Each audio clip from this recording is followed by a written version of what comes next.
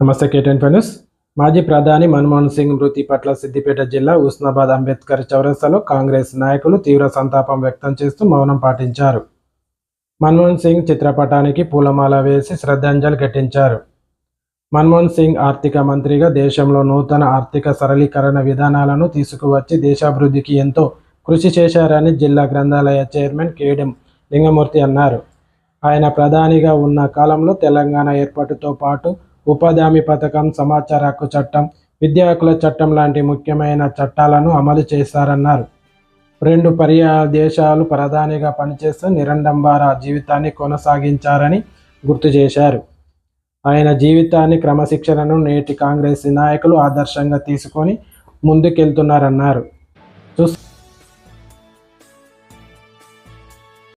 భారతదేశ మాజీ ప్రధాని మన్మోహన్ సింగ్ గారు అమర్ హై, अमर है, అమర్ హై, అమర్ హై, अमर है, अमर है।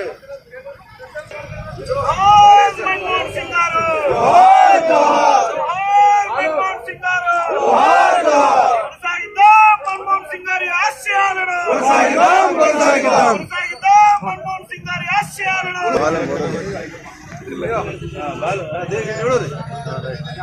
జోహార్ మన్మోహన్ సింగ్ గారు, జోహార్ జోహార్, అమర్ హై మన్మోహన్ సింగ్ గారు, అమర్ హై, అమర్ హై.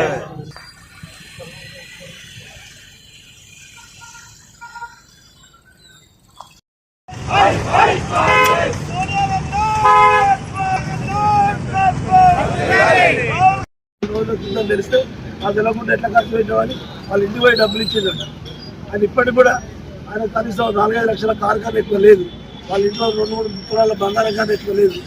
మాజీ ప్రధానమంత్రి హైషత్తులో ఈ దేశానికి ఆర్బీఐ గవర్నర్గా, ఈ దేశానికి ఆర్థిక శాఖ మంత్రిగా ఇన్ని పదవులు చేసినటువంటి ఒక గొప్ప నాయకుడు కాంగ్రెస్ పార్టీ లీడర్ కాదు, మొత్తం ప్రపంచానికే, భారతదేశానికే లీడర్ ఆయన కానీ అమర్త్య సేన్ కానీ ఇలాంటి వాళ్ళను మనం వాళ్ళ విలువలను, వాళ్ళ జీవితాలను ప్రజలకు తెలియజేయాలి. ప్రజలు కూడా కొంతమంది వాళ్ళ సిద్ధాంతాల మీద నిలబడితేనే మన దేశం బాగుపడుతుంది.